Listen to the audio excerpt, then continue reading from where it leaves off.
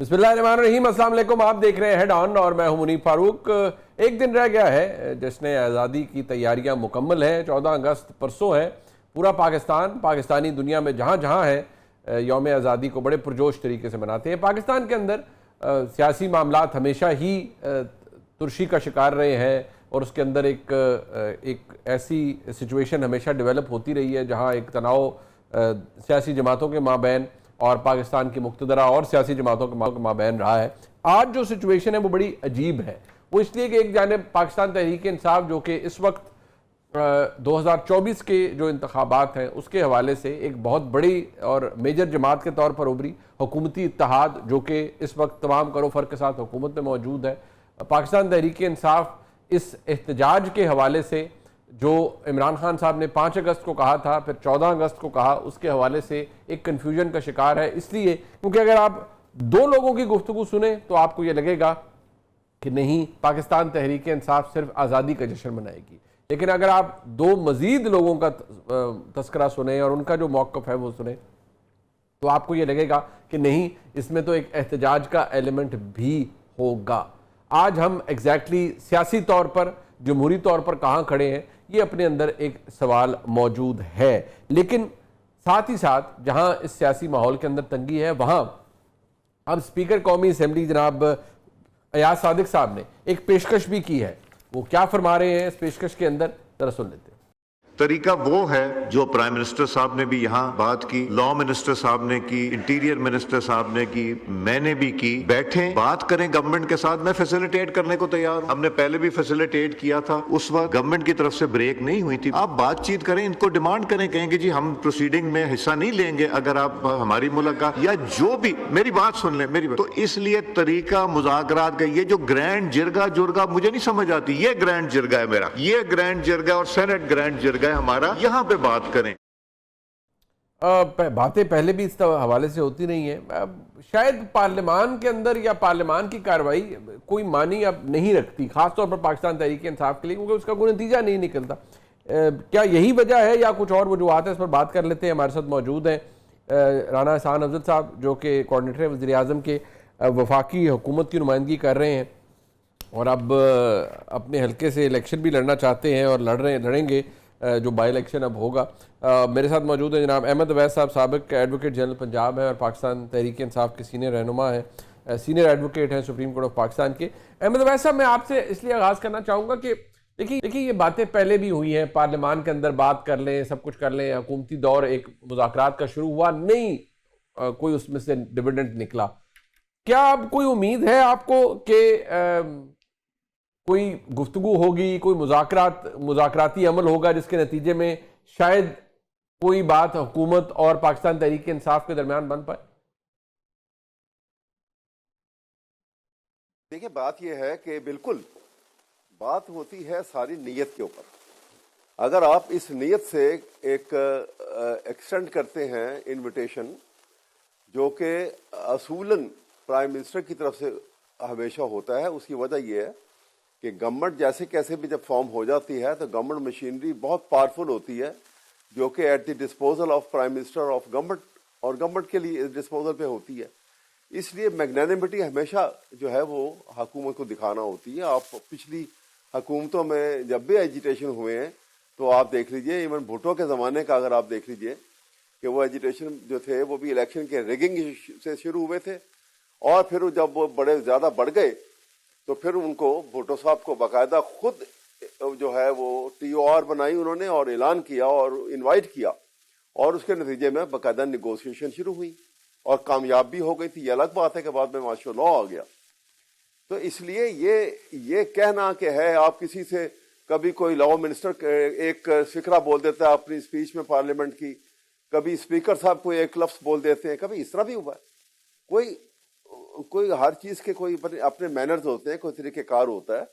اگر یہ پراپر طریقے سے، اور پھر جب ہم نے شروع کی، آپ کو میں یہ یاد دلانا چاہوں گا کہ دسمبر 2024 میں پہلی دفعہ یہ نیگوسیشن کا سلسلہ شروع ہوا، جس کا آغاز بھی جو ہے عمران خان نے خود کیا تھا.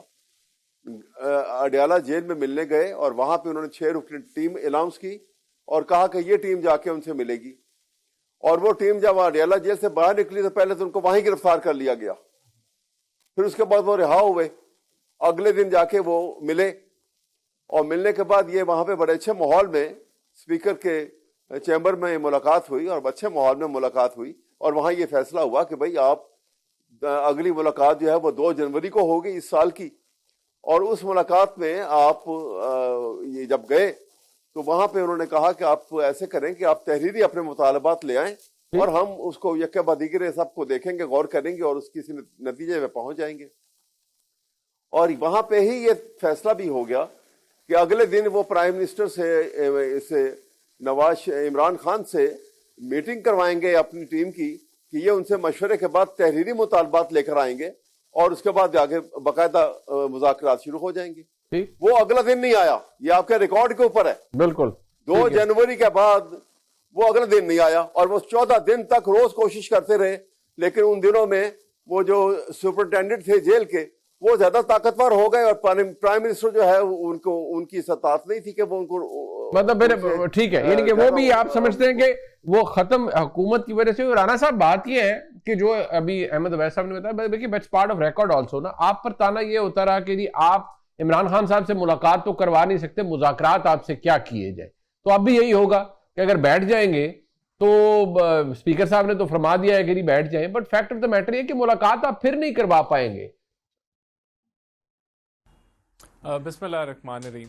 دیکھیں منیب صاحب, انہوں نے درست فرمایا کہ ملاقات میں تاخیر ہوئی, لیکن پھر ملاقات ہو گئی تھی. اصل جو مذاکرات انہوں نے کیے ہوئے تھے وہ جو القادر ٹرسٹ کے کیس کا ان کا خیال تھا کہ مذاکرات میں یہ فیصلہ نہیں آئے گا, لیکن جب فیصلہ آ گیا تو ان کو لگا کہ جو مقصد تھا, جو اس کو ڈیلے کرانا تھا اس سزا کو, وہ تو ہوا نہیں. تو پھر اب ہم جو ہے مذاکرات سے واک آؤٹ کر جاتے ہیں. اور آپ کو یاد ہوگا کہ تب بھی حکومت نے کہا تھا کہ ہم انتظار کریں گے, ان کی اپنی ڈیڈ لائن ختم ہونے سے پہلے یہ مذاکرات سے واک آؤٹ کر گئے. ملاقات تاخیر سے ہوئی, میں تسلیم کرتا ہوں, لیکن پھر ہو گئی تھی. لیکن اینڈ میں پھر یہ ہم ویٹ کرتے رہے اور اٹھ کے چلے گئے. دیکھیں حکومت کی کیا رسپانسبلٹی ہے, حکومت کی رسپانسبلٹی ہے کہ بات چیت کا دروازہ کھلا رہے. اس کے بعد بھی پرائم منسٹر شہباز شریف نے کہا کہ ہم ہاؤس میں کمیٹی بنا دیتے ہیں, وہ کمیٹی جو ہے آپ لوگوں کے معاملات کو ڈسکس کرتی رہے گی. اس کے بعد بھی پرائم منسٹر نے 2-3 فزیکل جیسچرز بھی دیے. وہ گئے ان کے پاس, ہاتھ ملائے, ان کو پھر دعوت دی, پارلیمنٹ میں بات کی کہ بات چیت کی طرف, لیکن انہوں نے ہر چیز رد کر دی. آج بھی آپ دیکھیں, میں سمجھتا ہوں کہ اسپیکر کی طرف سے یہ آفر آنا ایک خوشائن چیز ہے. دیکھیں اگر آپ کے, انہوں نے یہ بھی کہہ دیا کہ اگر آپ کے ملاقات کے ایشوز ہیں, آپ بات ریز کریں گے تو ہم اس کو اٹھائیں گے نا. آپ وہ پلیٹ فارم ریز کریں جو عوامی پلیٹ فارم ہے. عوامی پلیٹ فارم وہی ہے, یہ پارلیمنٹ ہے, سینٹ ہے, اس کے اندر کمیٹیز ہیں, وہاں آپ لوگ کی آواز ہے. رانا صاحب وہاں ایک ایشو ہے, رانا صاحب ایک ایشو ہے. دیکھیں جو ملاقات والا معاملہ ہے نا, یہ جتنی بھی ملاقاتیں ہیں فور دیٹ میٹر, کوئی یہ نہیں ہے کہ آپ نے کوئی میکنزم بنانا ہے. اگر میں غلط نہیں ہوں 2 یا 3 رکنی بینچ اسلام آباد ہائی کورٹ کا اس کا فیصلہ ہے کہ ملاقات کس طریقے سے ہوگی. آپ روز ایک تماشا دیکھتے ہیں اڈیالہ کے باہر, وہ ان کی ہمشیرہ جاتی ہیں, وہ کھڑی ہوئی ہیں, وہ کہتی ہیں ہمیں 5-5 کلومیٹر 3-3 کلومیٹر دور روک لیا جاتا ہے. پھر جن کا نام ہوتا ہے وہ نہیں جا سکتے, اگر کسی کا نام نہیں ہے سرے سے تو وہ چلا جاتا ہے. یہ تماشا تو ہوتا رہا ہے, اس لیے ان کا کانفیڈنس آپ میں ویسے ہی شٹر ہو گیا ہے کہ no matter how many negotiations they do with you, قانون پر عمل درآمد نہیں ہو پائے گا, ایک عدالتی فیصلے پر عمل درآمد نہیں ہو پائے گا, اور آپ پھر وہ کیا ہوتا ہے, وہ گفتن نشستن برخاستن وہ والا کام ہوگا. دیکھیں بات یہ کہ اگر انہوں نے یہ مائنڈ سیٹ بنا لیا ہے اور یہ سمجھتے ہیں کہ کوئی فائدہ ہی نہیں ہے بات چیت کرنے کا, تو پھر یہ ان کی اپنی رائے ہے اور یہ اس پہ ہم تو آفر کر سکتے ہیں نا, حکومت تو بلا سکتی ہے, کہہ سکتی ہے کہ ہم تیار ہیں. اگر یہ درست ہے ان کی بات, ہم پھر ایکسپوز ہو جائیں گے. لیکن کیا ہم آفر نہیں کر رہے؟ ہم آفر کر رہے ہیں. کیا ہم مواقع نہیں دے رہے کہ ہم ماحول کو ٹھنڈا کریں, ہم بات چیت کریں؟ آپ نے پھر استعمال کیا, اس کا مطلب پہلے بھی آپ مانتے ہیں کہ آپ ایکسپوز ہوئے ہیں, آپ کی انیبلٹی ایکسپوز ہوئی ہے. نہیں, میں تو دیکھیں ملاقات تو کرا دی تھی نا, ملاقات تو ہو گئی تھی, ملاقات تاخیر سے ہو گئی. میں کہتا ہوں ٹھیک ہے, یہ یہ بینیفٹ آف ڈاؤٹ بھی جو ہے یہ ان کے پاس آ جائے گا اور ہم جو ہے وہ امتحان ہمارا شروع ہو جائے گا. تو آپ ہمارا امتحان لیں, ہم تو آفر کر رہے ہیں آپ کو. اچھا اب احمد عویس صاحب, ایک تو یہ وہ کہتے ہیں تاخیر سے بھی ملاقات ہو گئی تھی, دوسرا یہ سر آپ نے جشن آزادی منانی ہے یا یکجہتی عمران خان کرنا ہے 14 اگست؟ دیکھیے اب جو حالات اس وقت ہیں ملک کے اندر, دیکھیے ملک میں جو پریگمیٹیکلی آپ سچویشن کو دیکھتے ہیں, ملک کے اندر آئین ہے نہ ہونے کے برابر, رول آف لا کو پریکٹیکلی رول آف اتھارٹی سے بدل دیا ہے. پاکستان کے اندر جوڈیشری ہے ڈائریکٹ انڈر دی تھم, 26ویں ترمیم کے بعد direct under the thumb of the government جو جوڈیشری ہے, برائے نام جوڈیشری نام ہے صرف اس کا. اسی طرح سے فنڈامنٹل رائٹس کے کوئی پاکستان میں کوئی لحاظ ہی کوئی نہیں ہے جو حالات ہیں اس وقت. اب ایسے کنڈیشنز کے اندر آپ آزادی کا جشن منائیں گے یا اعادہ کریں گے کہ آپ نے اتنے سالوں میں کیا کہاں جانا تھا اور کہاں پہنچے ہیں آپ. تو جس طرح فیض احمد فیض نے کہا تھا کہ یہ داغ داغ اجالا, یہ شب گزیدہ سحر, وہ انتظار تھا جس کا, یہ وہ سحر تو نہیں, یہ وہ سحر تو نہیں جس کی آرزو لے کر چلے تھے یار کہ مل جائے گی کہیں نہ کہیں, فلک کے دشت میں تاروں کی آخری منزل, کہیں تو ہوگا شب سس موج کا ساحل, کہیں تو جا کے رکے گا سفینہ اے غم دل. تو یہ ساری باتیں جو ہیں آج کے دن ہونی ہے کہ ہم نے کیا کھویا کیا پایا, ہم ذکر تو کریں ان باتوں کا. بالکل, اور غلطیوں کا بھی عمران خان تو ضمنی بھی اس میں بالکل ٹھیک ہے, غلطیوں کا احساس ہونا ہے, بالکل ٹھیک, غلطیوں کا احساس کریں اور جمہوری اقدار کا بھی خیال کریں. رانا صاحب وہ ابھی ساری باتوں کا خیال کریں آپ. ٹھیک ہے, میں ذرا رانا صاحب سے پوچھ دوں نا, حکومت ہے ایک تو آپ ویسے بھی خیال کریں, آپ حکومت میں ہیں. جی رانا صاحب. بڑی بڑی انہوں نے زبردست باتیں کی, لیکن یہ باتیں بالکل ٹھیک ہوتی اگر انہوں نے حکومت نہ کی ہوتی. اب تو ان کی 13 سال کے پی کے میں حکومت ہو چکی ہے, 3.5-4 سال انہوں نے وفاق میں حکومت کی. آج سے صرف 3 سال پہلے چلے جاتے ہیں جب 2 درجن سے زائد اپوزیشن لیڈرز جو ہیں, اب میں ان کی نام لینا شروع کروں تو لمبی فہرست ہے, ساروں کو جیلوں میں ڈالا ہوا تھا نیب کو بلیک میل کر کے, اور آئین اور قانون کی بالادستی تھی کہ ٹیلی فون کال پہ بل پاس ہوتے تھے اور ایکسٹینشن دی جاتی تھی اور تعریفوں کے پل باندھے جاتے تھے, اور رگڑا جو ہے وہ دیوار کے پیچھے چن دیا تھا اپوزیشن کو. اور بالکل یہ سارے جو معاملات جو غربت کے اور جو نوکریاں آپ نے دینی تھیں 1 کروڑ, اور ہر لحاظ سے فیلئر تھا, اور تب بھی غربت کی شرح سے نیچے جو ہے بہت سارے لوگ رہ رہے تھے. تو تب ہم نے تو نہیں کہا تھا کہ ہم 14 اگست نہیں منائیں گے اور ہم 14 اگست کو احتجاج کریں گے, اور جو ہے تو یہ کہنے کا مطلب یہ کہ آپ بھول گئے ہیں کہ 14 اگست آپ کے دور میں بھی آئی تھی, اور آپ کے دور میں بھی پریڈیٹر آف پریس فریڈم کا لقب خان صاحب کو ملا تھا. آپ کے دور میں بھی ایک fascist prime minister Imran Khan تھا جس نے بیڑا غرق کر دیا تھا اپوزیشن کا.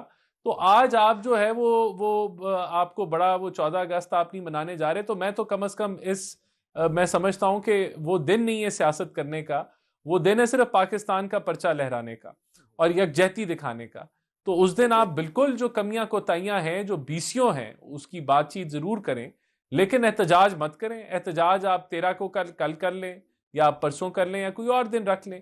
لیکن یہی وہ چیزیں ہیں کہ جب آپ جو بڑی جو فنڈامنٹلز ہیں ان کو جب آپ اٹیک کرتے ہیں اور آپ بیانیے بناتے ہیں کہ خان نہیں تو پاکستان نہیں, یا ریڈ لائن خان ہے, اور آپ لوگوں کی ذہن سازی کرتے ہیں اس طرح کی چیزوں کے اوپر کہ 9 مئی کے واقعات ہوئے جو آپ کے سیاسی. اچھا رانا صاحب, میں ایک بات آپ کو بتاؤں سر, یہ ٹھیک ہے, لیکن میرے نزدیک نا ایک اور بڑا, آج ہم 2 روز پہلے 14 اگست سے کھڑے ہیں.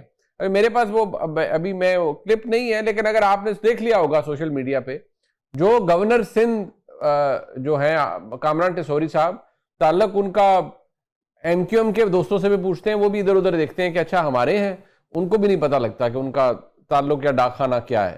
لیکن مسئلہ یہ ہے کہ انہوں نے آج بڑے کرو فر سے کہا, انہوں نے خطاب کر رہے تھے کہیں, جو انہوں نے کہا میں وربیٹم کوٹ کر دیتا ہوں, انہوں نے کہا وہ ووٹ جہاں مرضی ڈال دینا, ویسے ڈال بھی دیا, اگر نہیں نکلا تو کیا ہوا, پہلے بھی کون سا نکل آیا تھا. یعنی وہ خود ایکسیپٹ کر رہے ہیں کہ ہمارے ملک میں ووٹ آپ ڈالتے ہیں نکلتا نہیں, تو اس میں کون سی بڑی بات ہے. کیا یہ سیڈ سٹیٹ آف افیئر نہیں ہے رانا صاحب؟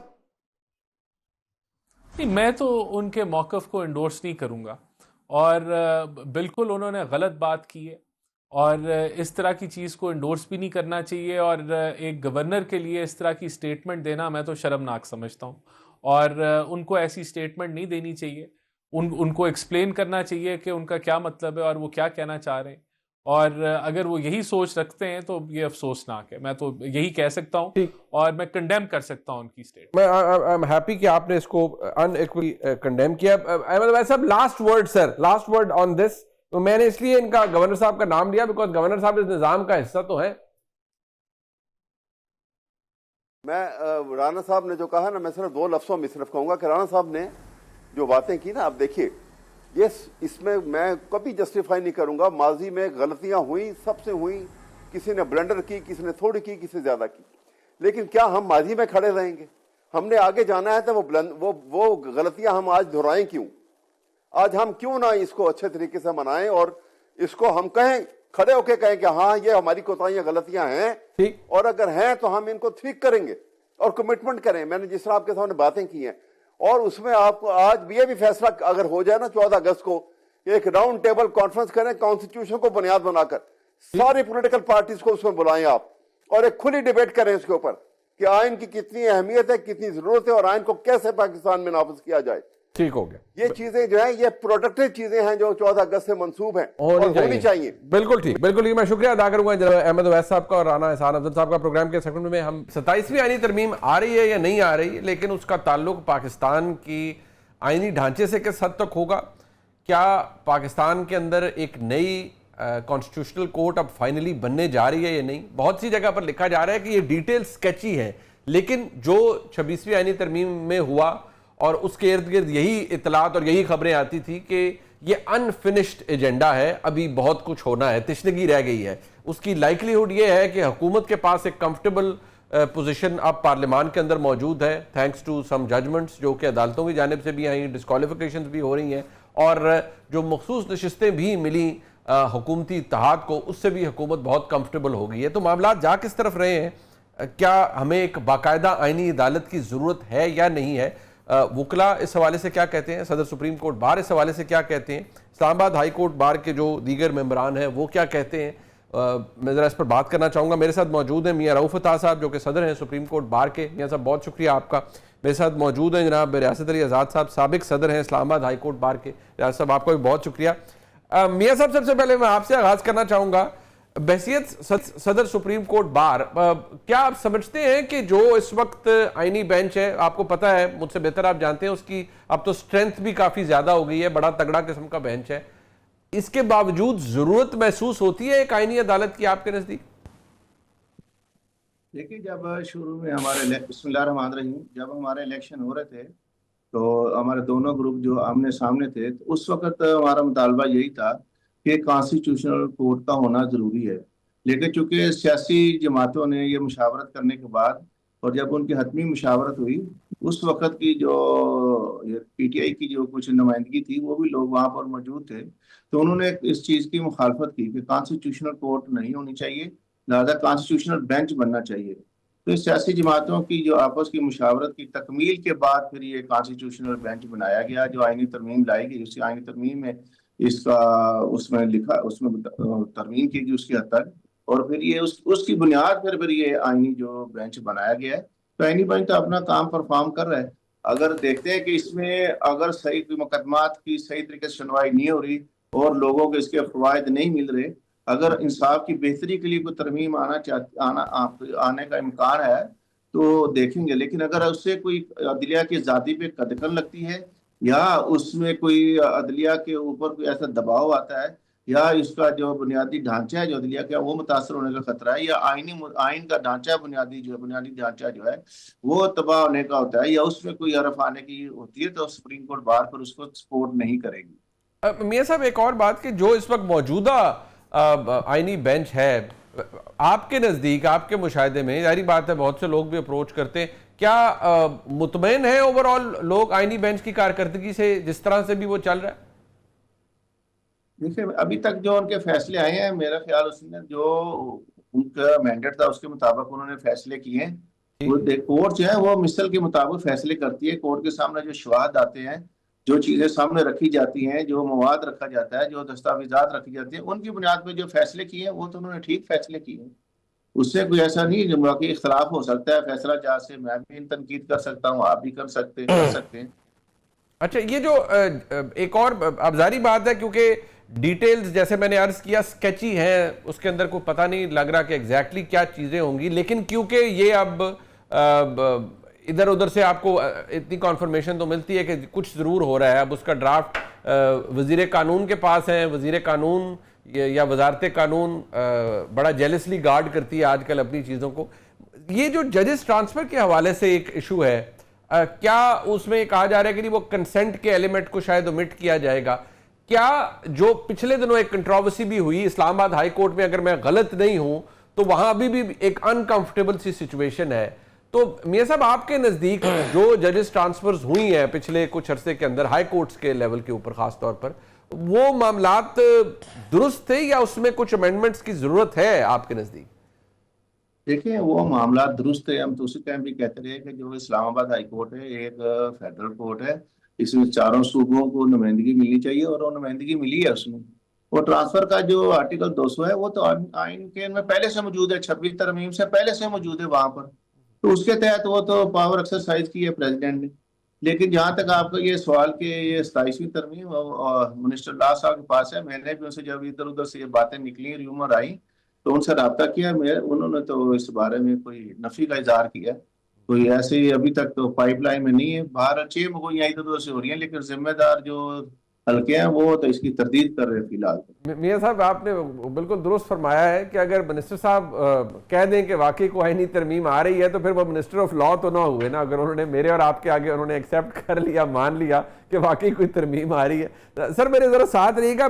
لیکن میں یہ کہوں گا کہ اگر کوئی اس طرح کی وہ ترمیم لانا چاہتے ہیں، سب سے پہلے تمام bar council, Pakistan bar council, supreme court bar ایسوسی ایشن، ان کے سامنے لائیں تاکہ ان کو زیر بحث لایا جائے اور ان کی تجاویز شامل کی جائیں. اگر عدلیہ میں بہتری کی گنجائش ہے اگر تو وہاں اس کے مطابق لانا چاہتے ہیں تو اس کو تو ہم اس کو دیکھیں گے. اس کو اگر ادروائز پھر اگر جس سے میں نے پہلے آپ کی خدمت میں گزارش کیا کہ اگر آئین کا بنیادی ڈھانچہ یا عدلیہ کی ذاتی پہ قدغن لگتی ہے تو ہم اس کی سپورٹ نہیں کریں گے. ٹھیک، میرے ذرا ساتھ رہیے گا. سر ریاست صاحب آپ کے نزدیک اب اعتراضات آئینی بینچ کے حوالے سے بھی آتے رہے ہیں، لیکن کیا اگر آئینی عدالت فارملی بن جاتی ہے تو یہ اعتراضات ختم ہو جائیں گے؟ کیونکہ یہ مسائل تو رہے ہیں جب سے 26ویں آئینی ترمیم بھی ہوئی ہے اس کے بعد بھی. بسم اللہ الرحمن الرحیم. منیب بھائی، ہمارا تو موقف بینگ اسٹوڈنٹ آف لا اور بطور صدر ہائی کورٹ بھی یہ رہا کہ یہ جو 26ویں ترمیم کے اندر انہوں نے آئینی بینچ بنایا اس سے بھی عدلیہ کا بالکل تیس نیس ہو گیا ہے پاکستان کے اندر. دیکھیں، جو آئینی بینچ بنا اس نے 3 پرومیننٹ کیسز میں فیصلہ دیا. ایک سویلین کا ٹرائل تھا جو اس کے اندر انہوں نے جو ریویو پٹیشن سنی تھی جس پہ جواد اس خواجہ صاحب کے پٹیشن پہ فیصلہ ہوا تھا اور انہوں نے آرٹیکل 9 سب آرٹیکل 5 سے اس کو کنٹراڈکٹ متصادم ڈکلیئر کر دیا تھا. بہرحال جب ریویو میں گئے تو وہ انٹائرلی ایک ڈیفرنٹ فیصلہ آیا. دوسرا، ڈوگر جو چیف جسٹس ابھی جن کو پرماننٹ جن کو لگایا گیا ہے، ایک وہ فیصلہ آیا آرٹیکل 200 کانسٹیٹیوشن آف 1973 کے اندر، اور تیسرا انہوں نے فیصلہ دیا مخصوص نشستوں والا. تو یہ تینوں فیصلے عدلیہ کی تاریخ کے اندر سوالیہ نشان رہیں گے. اس کو جتنے بھی کامن سینس رکھنے والے لوگ ہیں یا لا کی انڈرسٹینڈنگ رکھتے ہیں یا کامن سینس رکھتے ہیں، وہ اس کو ہمیشہ سوالیہ نشان کے طور پہ اٹھاتے رہیں گے. اور میں سمجھتا ہوں کہ عدلیہ کے لیے یہ ایک سوالیہ نشان رہے گا. یہ تھی پرفارمنس اس آئینی بینچ کی. ہم نے تو اس کی بھی مخالفت کی تھی. اس کی ریزن یہ تھی کہ جو پہلے سپریم کورٹ کام کر رہی تھی ایک بہترین سپریم کورٹ تھی.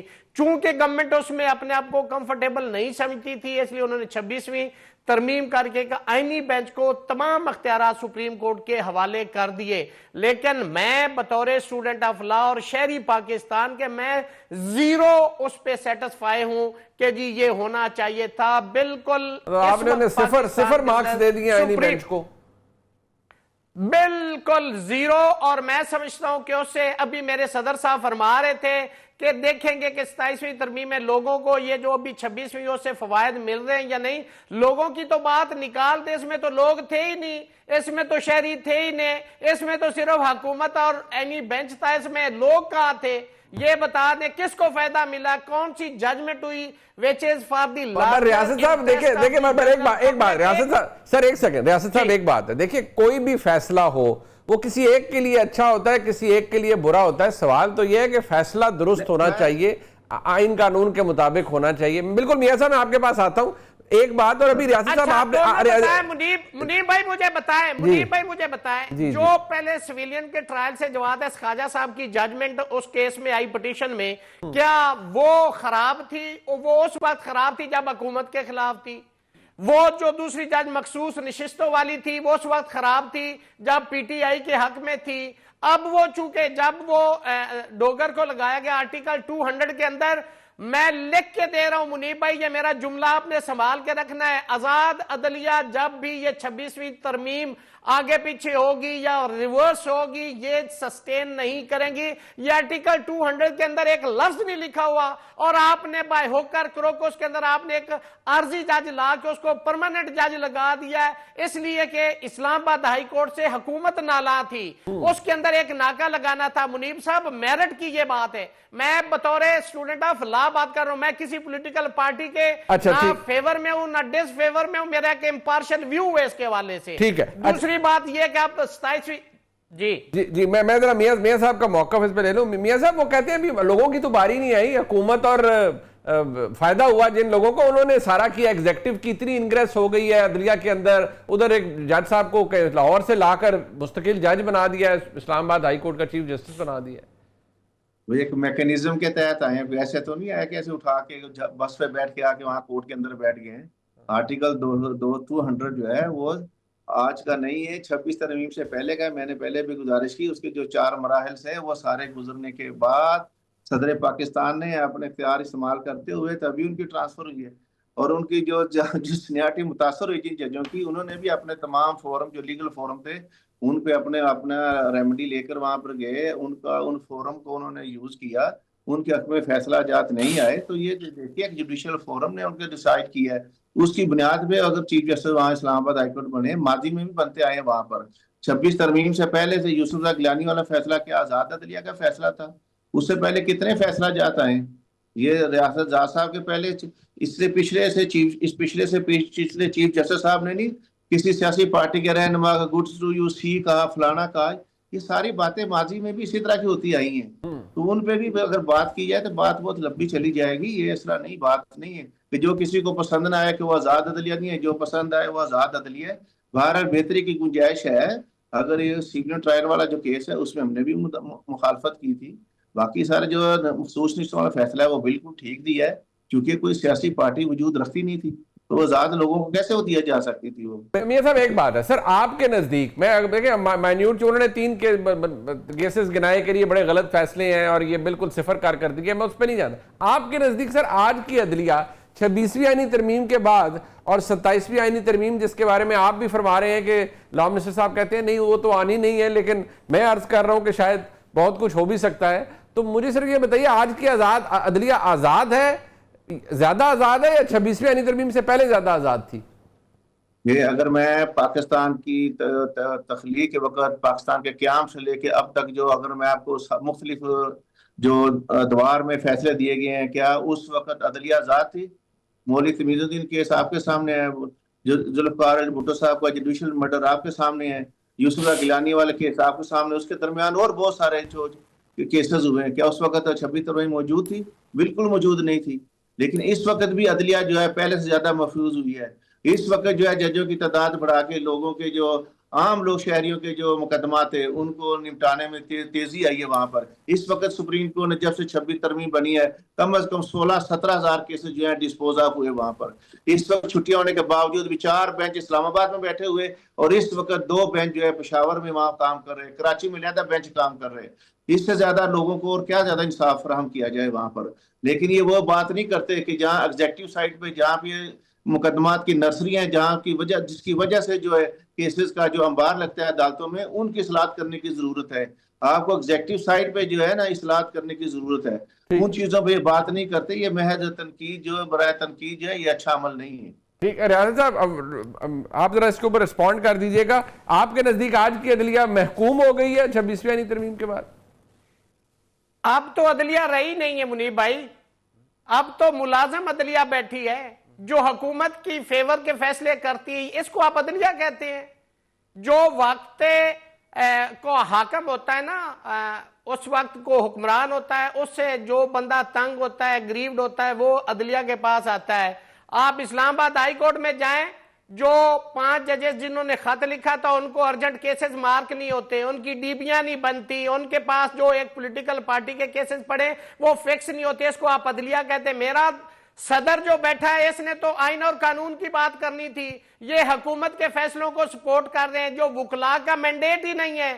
جو وکلاء برادری اپ ہولڈ کرتی ہے آئین اور قانون کو، رول آف لا کو، اس پہ تو میرا صدر بات ہی نہیں کرتا. وہ وزیر قانون کی بات کرتے ہیں. پھر دوسری بات، انہوں نے ایک بڑا ایک توپ چلائی ہے. میرے صدر صاحب نے بتایا ہے کہ جی وہ ڈوگر کو اگر یہ آرٹیکل 200 کے اندر یہ موجود تھا کہ صدر پاکستان پرماننٹ چیف جسٹس لگا سکتا تھا تو انہوں نے ٹیمپریری ان کو کیوں ٹرانسفر کیا تھا؟ اسی وقت پرماننٹ لگا دیتے. جب یہ کیس ڈیسائیڈ کیا آئینی بینچ نے تو انہوں نے ریفر کیا تھا، ریمانڈ کیا تھا کہ اس کو دوبارہ ریویو کرو. تو بجائے ریویو کرنے کے، ریویو کا مطلب تھا کہ سارا پروسیس دوبارہ سے ہونا تھا.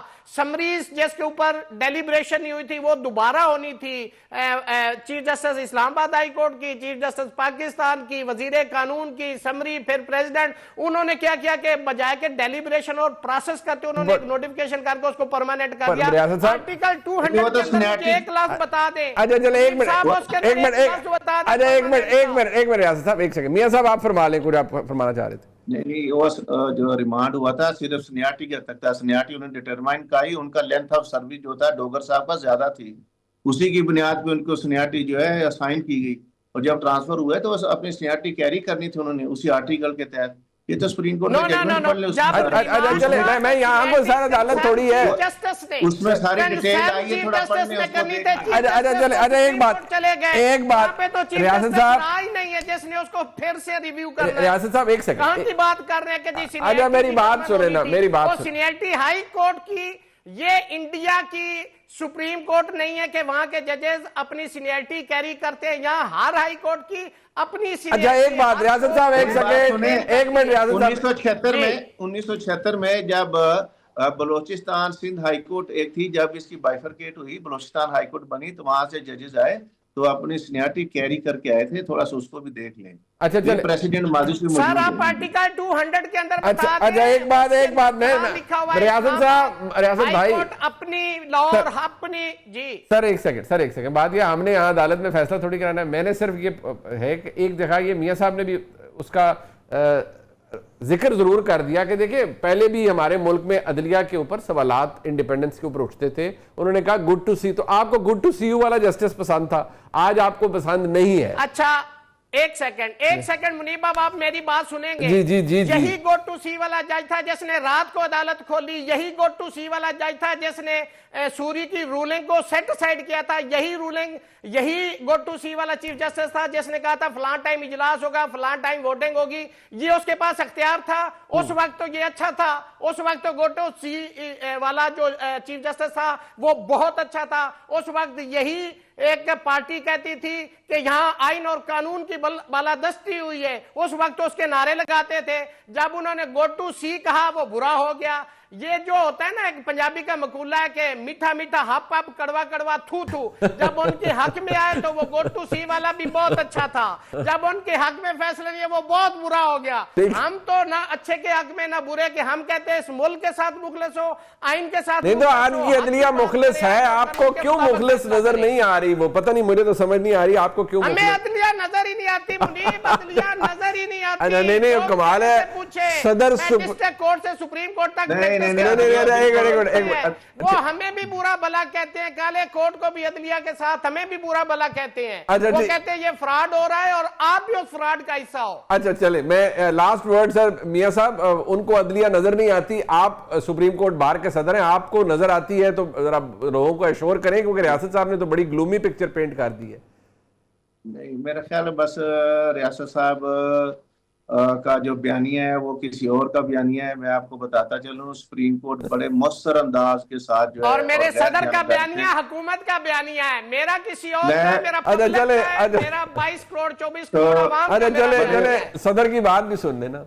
बड़े मौसर और गैर जानबदारी से इंसाफ की फराहमी जारी रखे हुए यही वो जजेस है, ये जो सुप्रीम कोर्ट के जजेस हैं, 26 तरमीम के बाद 2-4 की तैनाती होंगी। उससे पहले सारे जजेस वही हैं जो पहले से वहां से यानी एलिवेट होके आए हैं मुख्तलिफ हाई कोर्ट से। ठीक। वो तो ये तो नहीं 26 तरमीम के तहत उनकी तैनाती हुई है, वो माजी अपना एक जुडिशियल रिकॉर्ड रखते हैं वहां पर, उनका एक अपना रिकॉर्ड है, अपने अपनी हाई कोर्ट में सर्विसेज दे के आए हैं। ठीक। और बड़े अच्छे तरीके से इस वक्त आप सुप्रीम कोर्ट में जो खासकर क्रिमिनल केसेस जो हैं, ये जो सजाए मौत के केसेस हैं, तकरीबन 2024 तक हम ले आ चुके हैं। जो लॉ एंड जस्टिस कमीशन का इजलास 6 तारीख को कराची में हुआ था, तो उसमें चीफ जस्टिस साहब ने फरमाना था कि 2024 तक की जो अपीलें थी डेथ की, वो सारी निपटाई जा चुकी हैं। अभी लाइफ इम्प्रिजनमेंट की है, वो तकरीबन काफी जो है उनको भी डिस्पोज ऑफ करना या उनको डिसाइड करना शुरू कर दिया वहां पर।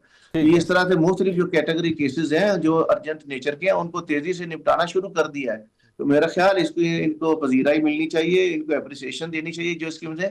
और अगर ऐसा मामला है जहां पर देखते हैं कि हमें कि ऐसा जो फैसला है जिससे मुल्क के मामलात में जो मुतासर कर सकता है, मुल्क की मईशत को मुतासर कर सकता है या मुल्क के निज़ाम को मुतासर कर सकता है, तो ऐसे ठीक हो फैसलों गया। पे तो हम भी तहकीक करने का हक रखते हैं। बिल्कुल ठीक है, मैं शुक्रिया अदा करूंगा मियां रऊफ अता साहब का। सदर आज़ाद साहब का प्रोग्राम आपने देखा जी, इसका फीडबैक हमें जरूर दीजिएगा। देखने का बहुत शुक्रिया। खुदा।